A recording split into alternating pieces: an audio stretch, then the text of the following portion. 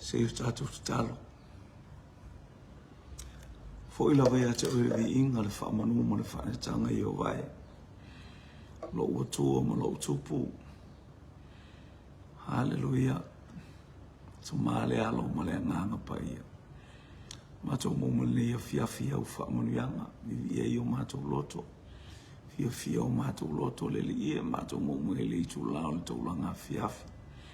Mato poto malo mato wainga i lungo penga te whailangi ma so staff o mwhaian mō mai ai. Po lea fo i teimi e mō mai e lo wainga vanga ui ai au whamanu yanga. Mato talo ia vi ia lo suafa. La e oi le vi inga pale oi le vi inga. Mato wala au le nei tu aso, mato te momia oi. Ona oi Yesu. Amene, amene, amene. Ia, fatala fatu siuta tu wainga. Ile, tai ona momene wainga o le fiafi mo tato. Polo kala me taulanga fiafi. Ia leli. Praise God. Ia, via leli I mana ia le yaso. Family ngale atua. Au le mea uma vi I ai suafa manu malo le atua le tama le atua le alo. Male atua le ngana pa ia. Whauhina o tātou pōrkalame. I ia le li I wharte. Te le tātou te ia le tātou pōrkalame pe o tātou waba ai. Hallelujah ia I le aso ananafi. Hallelujah. Praise God. I le tala fo ia. I le ilo le le whawhine o le lumana I o lona ainga. Le ale lumana I o lona ainga. I lo le le whine le lumana I o lona ainga. Vi ia le atu o ma mea siri. Hallelujah. Le na te ilo I lana tamana I titile o Iakopo. Se le mana ia te le po le ala pa le mea o I o hatu langa. Ai ese le mana I o lo le o le mea la e fina ngalo I le atu o e tonu fai tonu le ainga. Vi ia le li. Welo lo matua o whaatono tamo I titi matua e alu le sa tato I anafi. E le whaisime ai. Hallelujah. Ia le wala alu lo matua I lan tamo e sau e alu e tapena mai. Aisea. E le tu mamai ne le fine pēna o whātua e te le tangata e whapea nei le. Whia o le tu o le mele le mo e whaitam whapitoa. Le ia tato vai sisila am tato wala ua titilo a lato ia mo wawai. E le mwhaina sui e stangata, e le mwhaina tolo e stangata, e le mwhai. Ona tau fia e se tangata le meo whina ngalo I le atua. E tau ona whai mō lana whanau. Di ia leli. Praise God. E whape matus pa ia. Ona anu e toi lea o ia I lona tama. O whai atu lo tama e. Ona whai mai lea o ia. O haule nei. Lo watali I o ia oi. Ona whai atu wai lea o Iakopo I lona tama. O e sau o la unu matua. O whai le mea na e whai mai ai ia te au. Ina nofo ia I lunga. Ina nofo mai e ai. Ila o manu ina ia e whamanu ia mai ia te au. O e tau whaalonga mai. Praise God. O le tato te whawaifo. E whapea e. E le tataunga ui mai I le whaalotanga le tangata le a.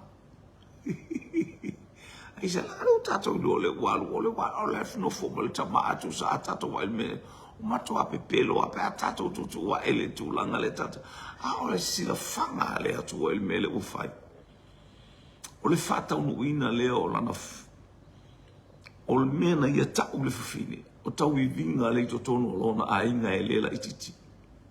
E whai a sina marosi. O le mana onga o lona whina ngalo le ia iai le ola tau vivi. Ia iai le ola tau sirio. Ia iai le ola whinau. I lana whanau au ona. Leilo le tamo I titi lela I titi mea tutupu mai. E lela I titi lela I whatu lom tina walu nei ai lo lele ia welo tama ai. Wa o tangata mole a lo usoe e tau fulfulu alo na tino. E wha ono whai mai lo tama e tangu ma lo tama I a te au.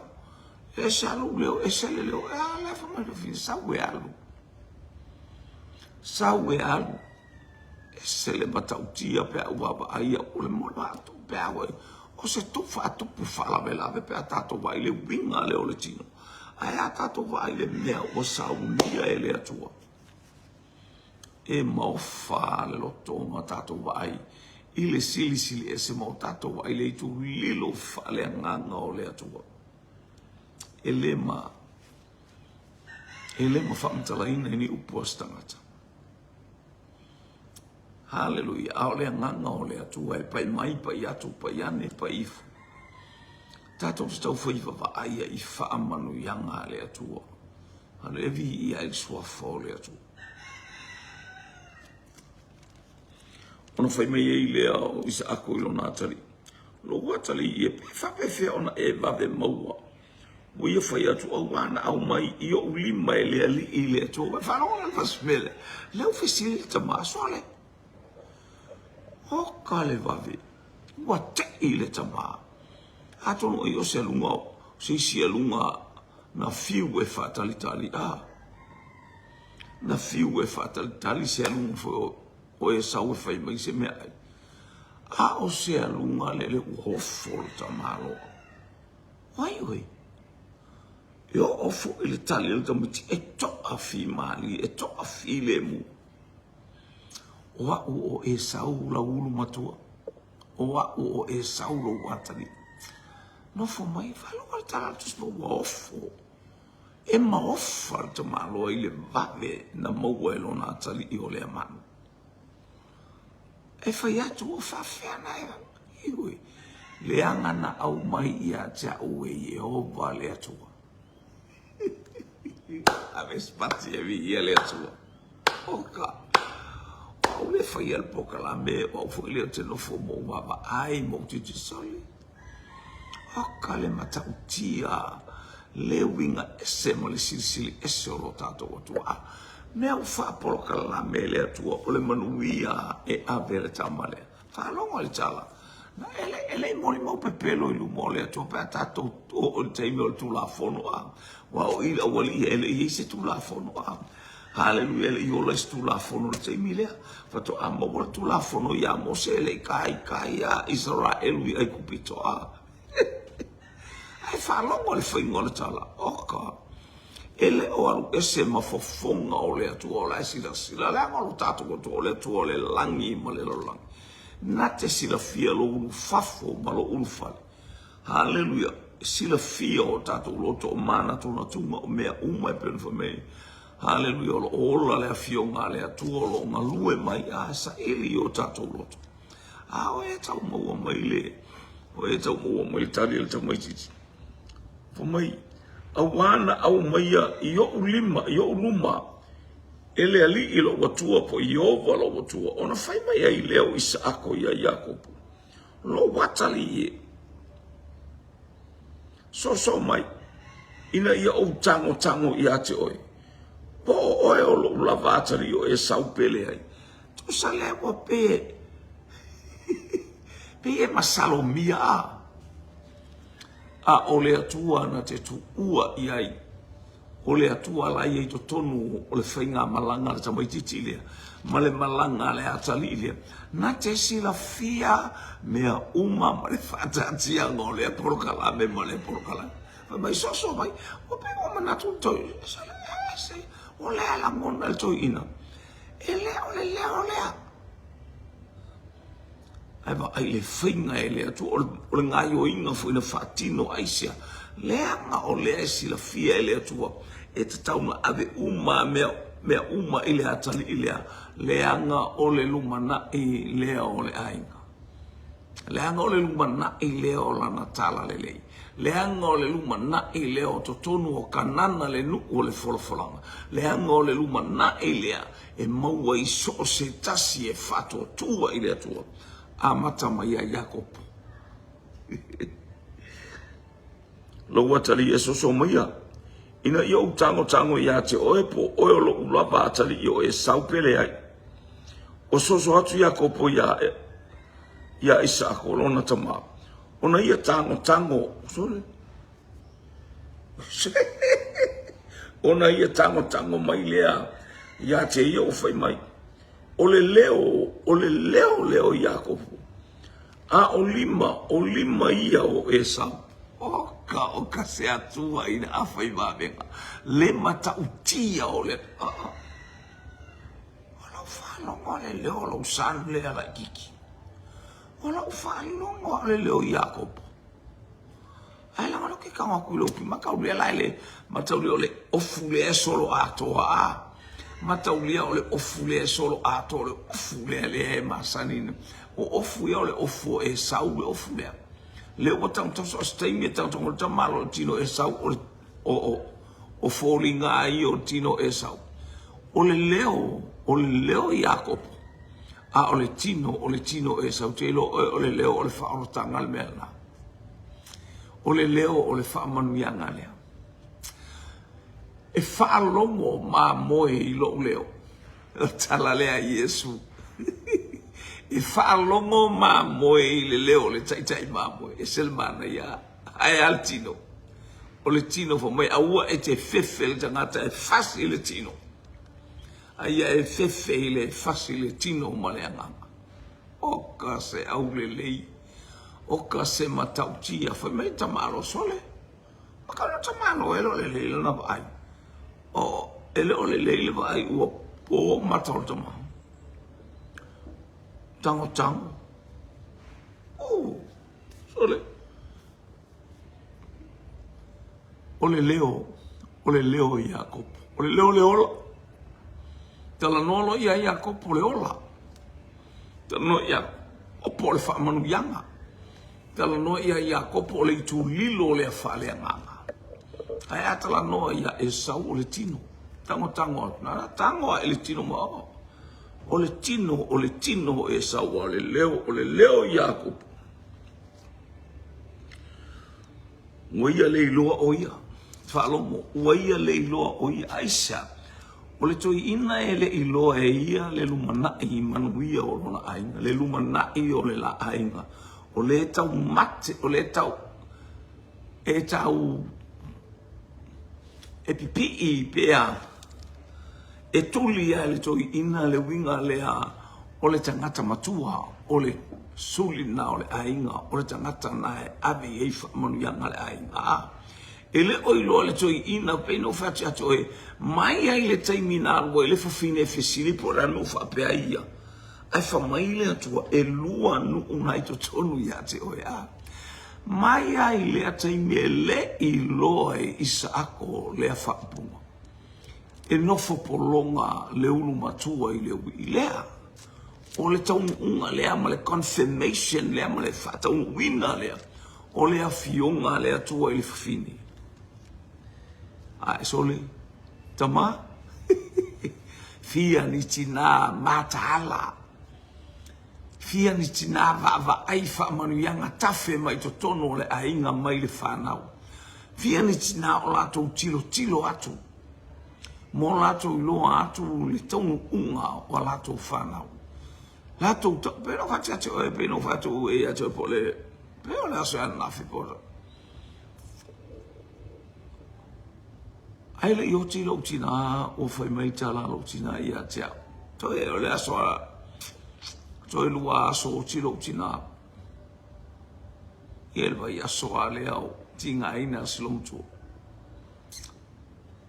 E whapea mai lo al tala lo tina i a tea. Tinga ina sio tina.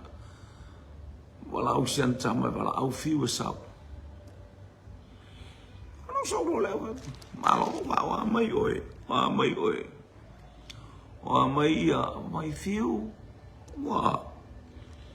Ano a sai tu la a mai lau mea tau ai. A mato i tono to a mato i to fui opa. Tu malingi ona loi mata i on tang mai le lo lima o mai pai. He melo tia whai atua i atua e fiu. Ia e alofa i lau whanau. Ia e alofa i o uso. Mautu o whawhini. O loa ina loa. Ua. O waleto e fo i mai asi au tina ua tala noho mai to e te ime oronas. Ia leli. Pe atu ia, le te popole. Ia le atua. So i fua le atua e anga le lei mai. so ni mai ai mātou ia mātou mau le whaalfani whaalong fo le upuna lua o mai ua ia mai se ol tina e se lo whaitama ia mātou ihoi pino whai atu ai le ioti lo tina wana loa haleluia e iai la unga luenga whapitoa e whai ile ainga mo uso mo utua whafi ai le ioti le tina o lo tolua si o matina fata ele 11 na maliwa atu le it's about 2 years ago mane male lua tausanga tolu lua tausanga o mawai ia talunga ba maliwa atu si o matu tina ia leli originale o matu ai te il fe mai o te ile lo la to la mati tala to o la to fe lo e fo i mo ta fo ila o pese o mena o ta auto ia na le ata mai ai fai me lo monta fo ila na tala o le tala fo i fa per fai ngola na tala fiu tau tu na ma o ela o fa na tau tu na ma o ela o fa na vi ia le ele o stala o te whatufua pa o stala o te sono fai. Leanga leo te tala noa ia te oi lungo le mamalu o le atu. E sena mana i o tina la tau te iloa. Hallelujah. Praise God. Tau e whai au i tono si o wainga. Hallelujah. I ta mama le tina i e whapena le winga o le tina wana i loa mea.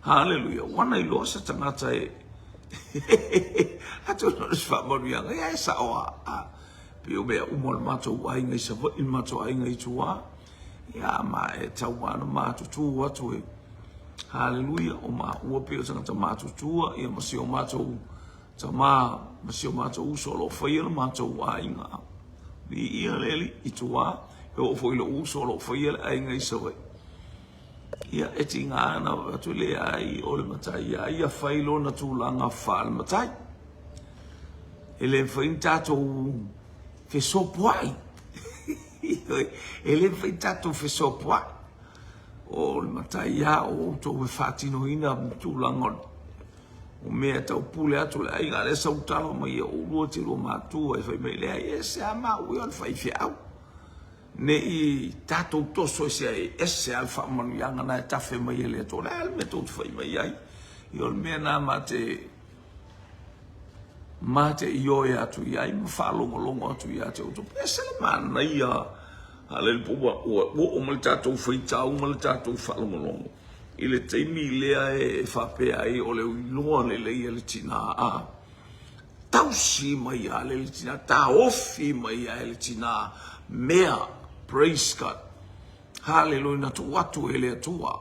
E no fopolonga le ulu matua ele. I le ua uma na whao e lana tama le ulu matua. Ele ifa apea na whai atu. Eselo ukaukala kiki. Eselo le mafo whao. E a whakaungi au me. Aile ai. Mase tala wha apea na tuspai. Ailo no winga ua uma na whai loa le tamo i titi ilon tina. Ele ai ase tala al tina. A lea ua o ile taimi o le manuia. O le mea sili a lea o le whaamanu yanga. Palasi mai lunga o le tangata. A palasi a te oe te ola po whaafi ta o awhainga ta. Wai mena i luo Israel.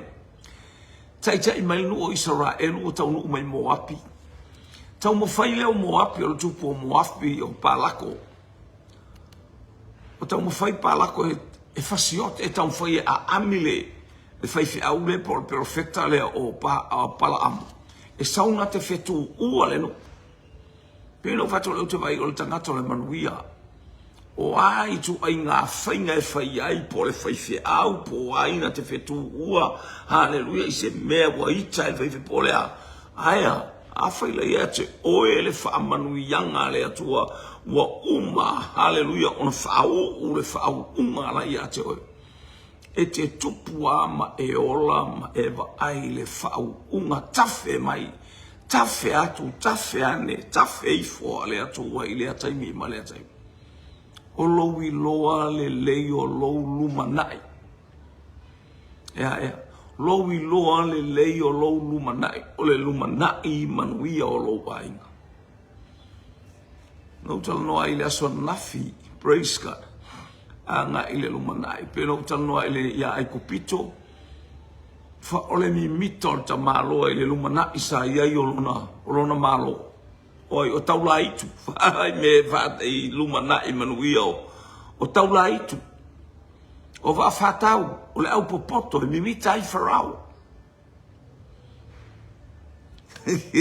Samoa ele se lumana imanuia o lo ainga se ni au fana o popoto maniata mamai ale lumana imanuia fai mai tamaloa o ai se tusa ma le tangata nei ia nganga o le atua ke o nisi fa punga o ele ai la o le lumana imanuia fa ka ai tamalo le meta o le lumana e ala ile fa matala ina o la miti wa lele mafai ana tangata popoto no fa matala no na wingala ele ai masetasi e tusa le poto Joseph. Lumana imanuia o lo ainga lumana imanuia o lo nu lumana imanuia o le ngalu we ngale atua. Io praise God. Ifa tangata I so na tau te tala. Ifa tangata e tele lo ala to mea apena o maila o ke kalesi fai praise God, pero tala Yesu wa ele lo le aso wa sia mai ai oe. Ili tangia Yesu unfo mai leo Yesu. Ana e lo ai oe ona poe manuia ai a ua lilo I lau wa ai. E ngata lo lau wa ai. E lilo lo lau wa ai wa eva ai faltino. Ele lo atu lo selu mana I manuia o le ngarwe ngale atu. Wa ele loa le aso wa sia mai ai o ia e loa sia singa le atu. Po mai Josefa a le asa uni oti e asi mai le atua ia te auto. E ave ese auto I le mene. E asi mai le atua ia te auto ma ave ese auto I le nu nei. Ngo vinga la ngo fo e ku piko lo so la kongu. No tato lo nei lo ele tato tino no foi ele ni o tato no moni o lo tato no moni o le langi ilunga o lo fatali mai ele pulu vanga o le fianga inga haleluya o le ke riso manu malomo o e moa o ma societasi e fato tua ele sua foi Yesu ke riso lo tato wali I malo tato faolo via leli ui mai le Wa ia leiloa o ia, aua, ua fulufulua o na lima, pei o lima o e saulo na uso. O na whamanuia ai lea e ia te ia, ua malele le upu, ua anu le upu e le to e fo I mai le upu. Haleluia, a lai e fofonga o le atua I mea ma ia e fai. Ano se mea I se mala ia po se me o fase sel ta mai titilon ta ma po se me o ia I se ata fo ia ni o le faitama fapito. Ele au mai ele atua mana o ngalea. Ina ia o tatou faitau le fionga pa ia le atua. O lau o fionga o le sulu ia uvae. Male mala malama ia uala. Ua au teu I lo uloto la ua fionga ina ne I o uanga sala ia te oe. Ia leli. Silvana ia. Ua au teu I lo uloto la ua fionga ina ne I o uanga sala ia te o le loto. Le loto le fa longo I ele fionga le atu. Ele o se mea le anga ua fai ele tamaititi. A le fama ite atu alona tina ma le fisosoani alona tina. Haleluia langa o pupula mata o lona tina wana I loa le atua o Abraham o le atua o Isaako o le latino nofo. O le atua o whaamanuanga, le atua le na whamei e foi ruta I a Naomi. Ka ke o a Naomi. Ka ke le o whapeo ke la koe whakarikasi koe whaisou ko lua maua maisau ka manga mango fule I o anga ko inga me whapenga le ai. O le atua lea. O lou atua o lou atua lea. O le mea te oti ai e tanu ai fo ia. Lo ainga o lo ainga. Haleluia. Vi ia leli. Tautala I manuia, tautala I tonu le luma nai. Haleluia. O le mele savali ai, o le mele alu ai, o le mele fa savali ai mea uma. Evi ia le atua. Praise God. Ona fai mai ai lea oia. O oe e olo ulava atali I o Esau. Ne koe leo kai fesiri a. Toe whawhonga mai. Ona whaamanuia ai lea e ia ia te ia. Wa alu wa lele le whaamanuianga. Wa lea toe whaitue au mai. It's already in Jacob. Hallelujah. Received by Jacob. Lea le blessing. A leo toe fesiri. Ona whai mai ai lea oia. O oe e olo wa lava atali I o Esau. Pe ame hello tonu to ina a. Hallelujah. Praise God. Langa le mafo foto ina le lumana I faletino. O Esau e matua. A ole tu le umana ole tua ia ba. Ai oe ba. Ai e uso se tasi e fa longo ila na fiongo pa ia. Hallelujah. E ye meta wale whanau whalua. Whanau I le nganga. Praise God. Whanau mai Samaeli ole a. Ole tino whanau mai Isaako ole nganga. Ole meana sa wa Isaako. Le fo wana whanau wana na whanau. E to alua tamaiti. Ole tino ma le nganga. Ole atao Esau ma le atao Jacob. Lale wa whanau e Yosefa tamaiti e to alua. Hallelujah. Of Ephraim ma Manasse. E matua Manasse. Aya. Na whaamanuia e le atua, ila na whaamanuianga, a whaamanuia e le tamalo o Iakopo, la na whaamanuianga, na ia whaamanuia ina le tamaititila ititi. Ai tu umuli ese le tamai, ai ese le lima na alu ia, o le lima tamatau e tauna tu ilunga o le ulu o Manase. A le lima tau nga vale tauna tu ilunga o le ulu o Ephraima, a wala ititi. Na si fuafua mai ala e Iakopo. Na si fuafua mai ai Yosefa la na whanau. Mai lona lima tau nga vale wa atu. Mai li lima olon tama la e whaasanga mai. E ta tauna saule lima tama tau oso ilunga o le ulu. Ile lima le tau nga vale lena te u atu ai ia. Le umai lima tau nga vale, hallelujah. Ina ia oso mai le lima olon tama. E oso sa o mai ia ile lima tau nga vale la e. Le lima tamatau e saupanga ma le lima nga vale. Awa le whaafsanga. A le lima tamatau e whiangai ma le lima nga vale. Ai alua tunga ai whaakolosi whaapea lima.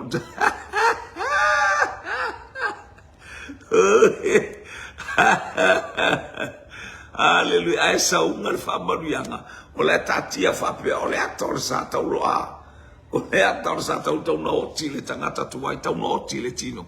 Ar whamanu ia ngala I lunga o le ulu o le tangata o le anganga. A e mo mia I oti le tino. E mo mia I oti le tangata tuhai. Hallelujah. Vi aleli.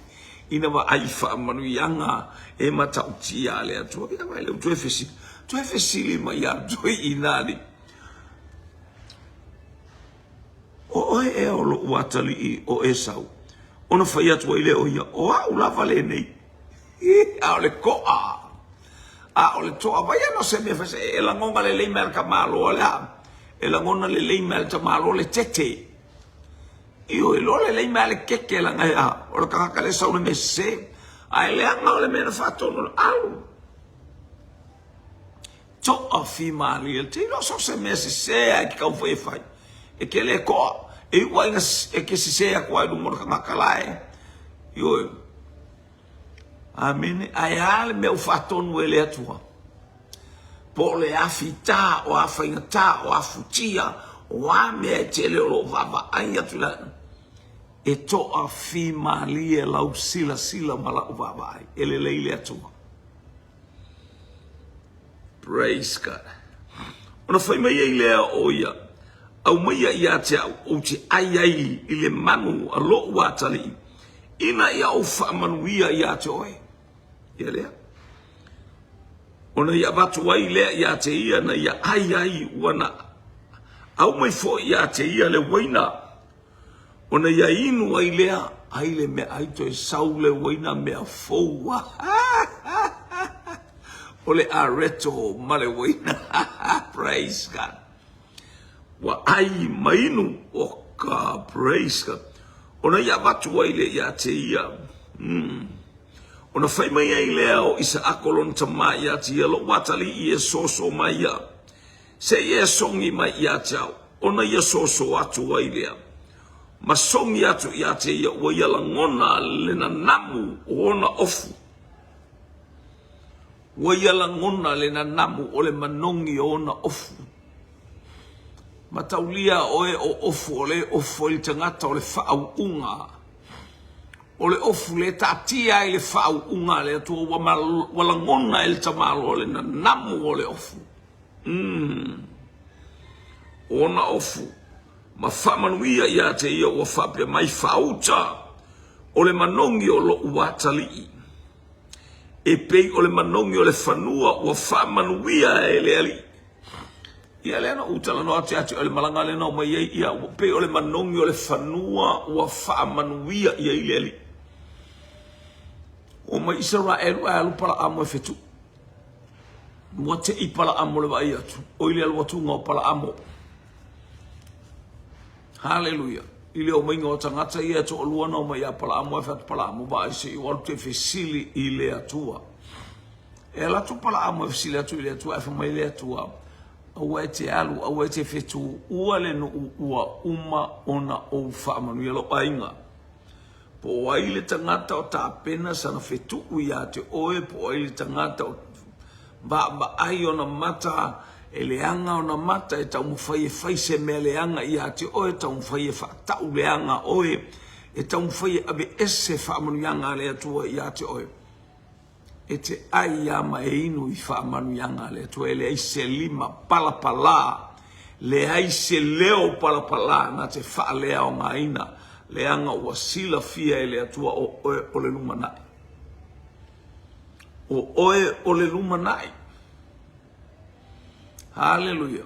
O le ainga na taitai mai e le atua mai to tonu o aiku pito.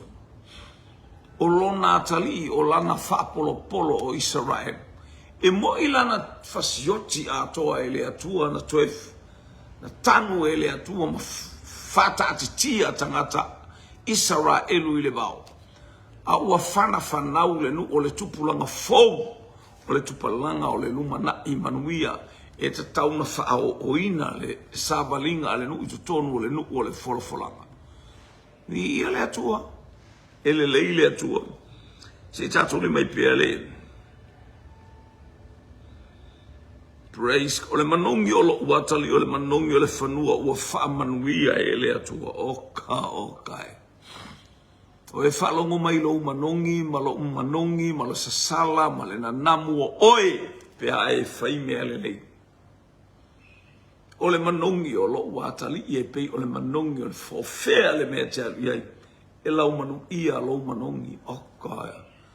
E tuli mai oe tangata, e fia iai tangata, fia whalongo longo I le lei o le atua. Amene.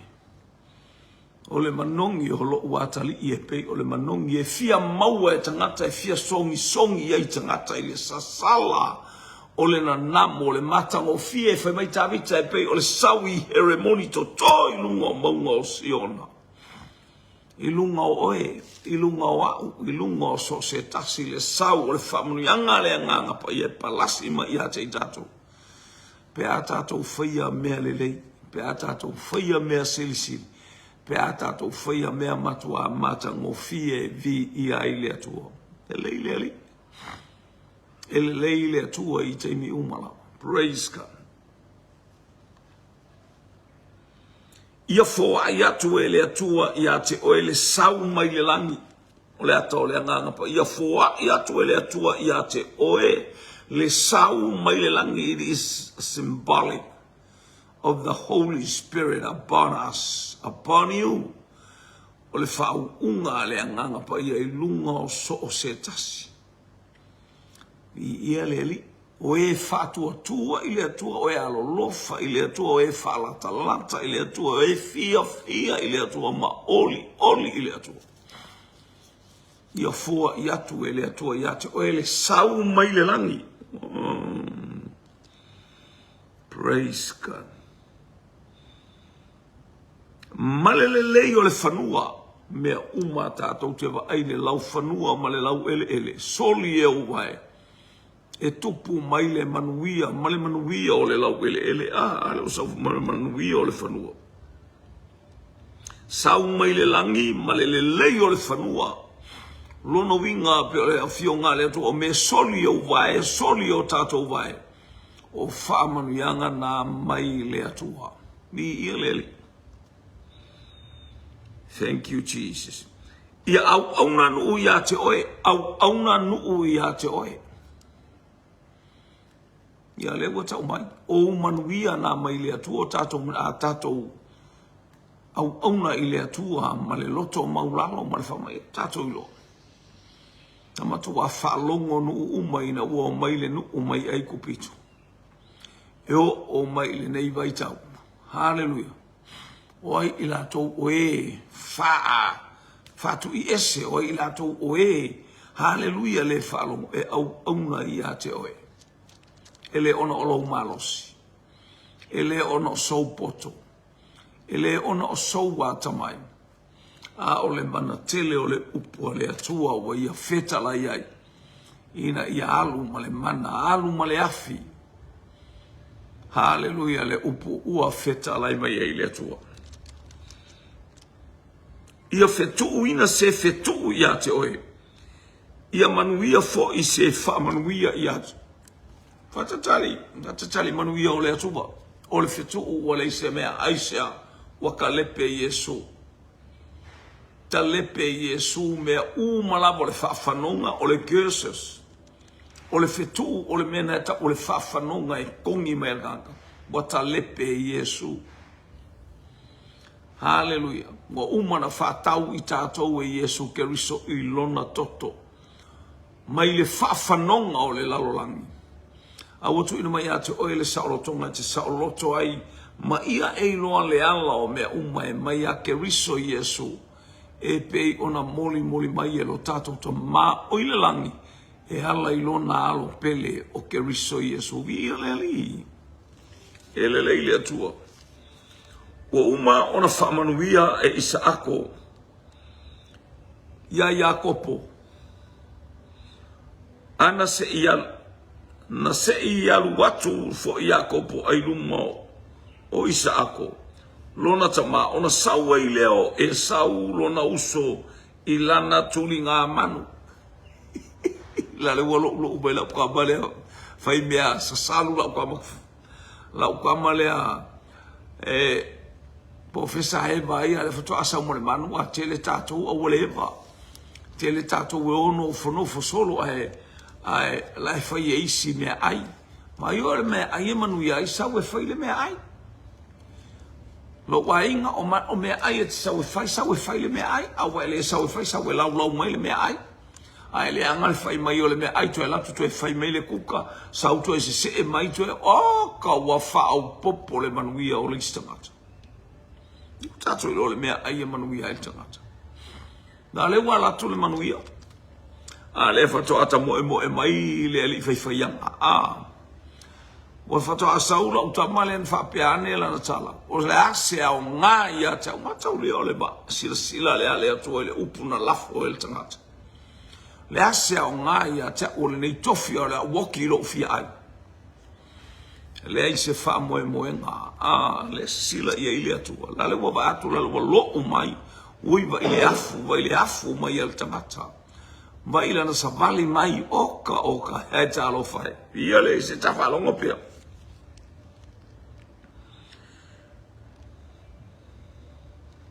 na fai fo ia le me ai manongi ma vatu ilon tama wo fa pe atu ilon tama lo tomai ia le o valongo lo tamai ia e nofo ilunga ma ai le manua lo watari ina ia e whamanuia ma ia tea wa ke inka maloa o lale sau ma le afu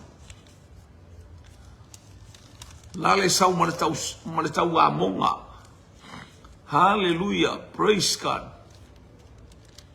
ala le fo ia tu le manuia wa ila o ilisi mele tau fia mana ia lo tau fia mai o lou fai anga e alu ai le istangata ma le manuia. O le ase tāua, o le ase manuia o e maua pe a whai te whai le saka ai o mai le a inga la le au mai saka ia manuia la par tō wai la wal watu le wha manuia mua o le aso. Haleluia.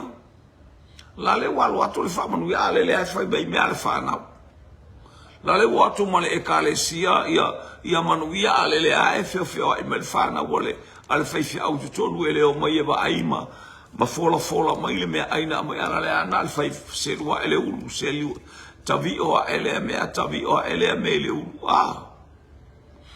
mana yo fe au tapu e tatu to e baba ai e po la mena misi ale wa mai le mea ai pe ole ale mana yo la pepe ole ale mana yo la falai ole ale mana ai fai yanga le amole lo toma le fatali atu lo toma o so le fa kai maro hey savia ko so merka fala merka me ai sole e tau te atu mal tato me ai lo ia tuane na se yo se fi ai lo no venga la watu yo wa umana tali le manao wa malie le manao wa le ai ngale mal fa manu yang ale le wa ma o kale manongi o la kuka ele la fela to ai el to ino le fa o matu nei na ai le fa o matu nei ana ai to ina le manuia me o ma bi hele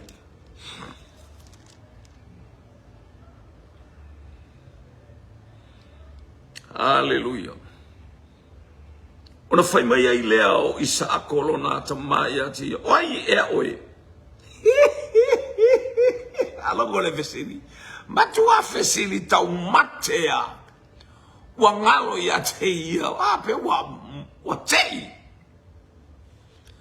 ia e loa le lumana i manuia o lo wai ngala le fo ia tu le lumana i manuia o le ainga ma le fa manuianga o le mea le sa fatalia o le fa manuianga palasi atu palasi ane palasi fo ala le fo ia tu la le wa watu halo la le ua fo'i atu le tangata ma le manuia. Al oi e oe. Whalongo ale na tulilo na atali. Na tulilo na atali o e sau e alue. Ai ale o sau ua fo'i le e sau se. Ua fo'i le e sau ma wha manuianga. Ua fo'i le e sau poto ma wha manuianga. Ale ua sau le e sau whaiwhaianga. Ua le whaiwhaianga. No wainga. Lo uso.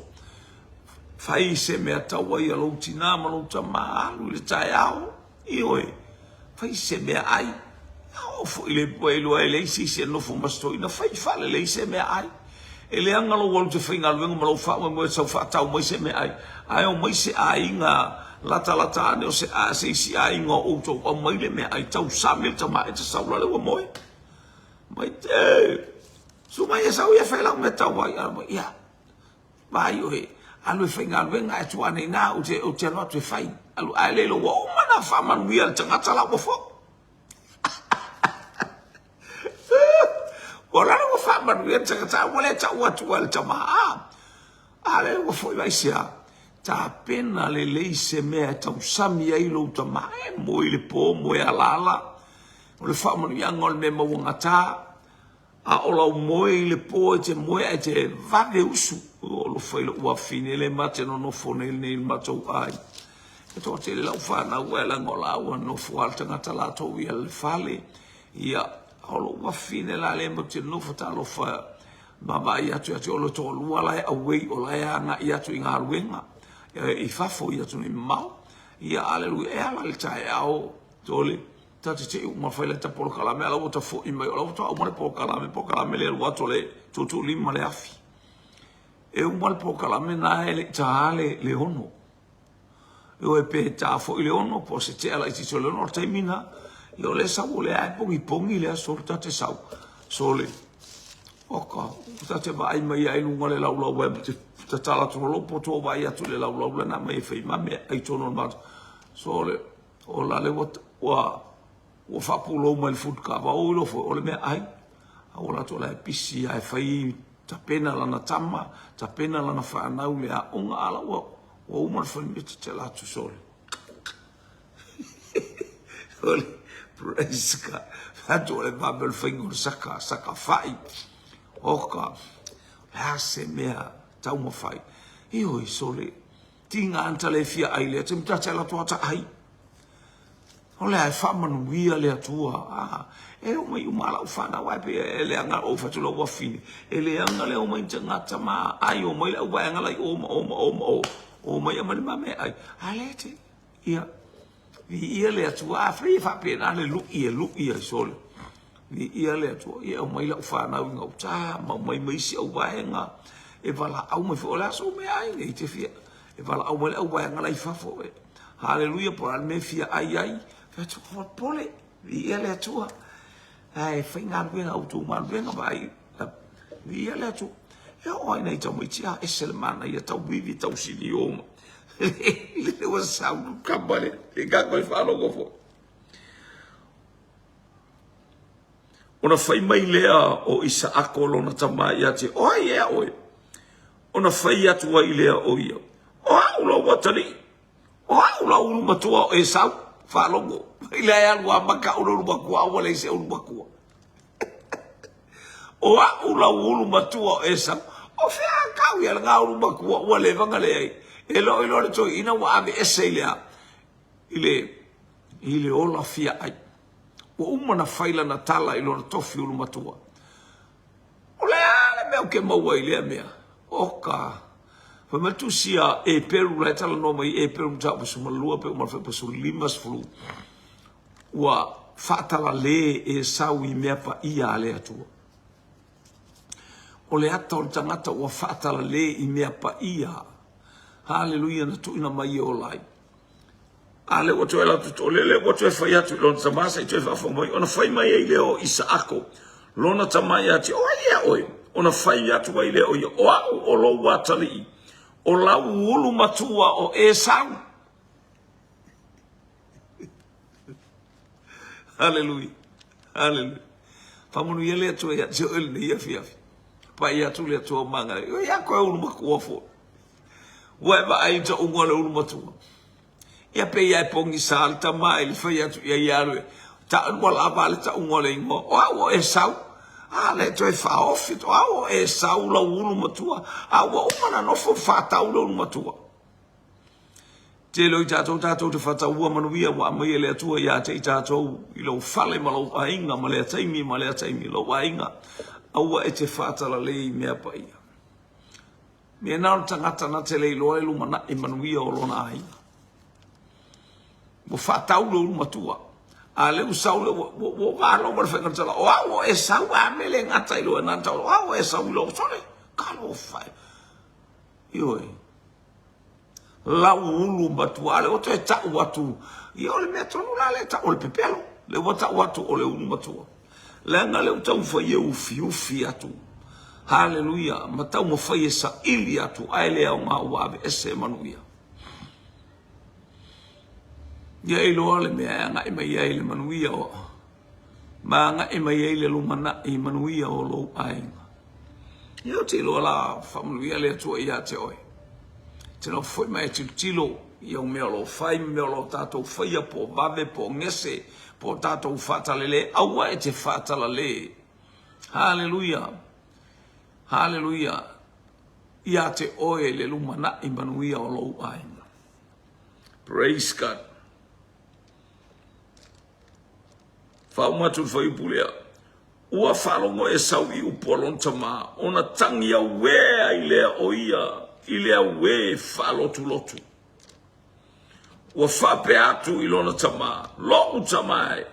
Ia e whaamanuia atoa mai fo I maa unei. Wa alu le manuia mua. O le manuia lea tātou te tuli. O le manuia lea ona nofo I lunga ia te tātou te mi uma pena o fai atu. Ma ai fale lei o le mea ai sau I le whaamanuianga.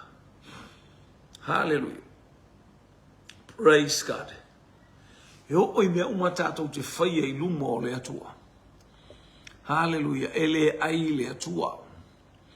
Ele ai le atua I ni talo mani suai a mani fasi povi, mani fasi pipi, peni wangtong supo, ai tu inga combination supo ele tau mafa I le atua.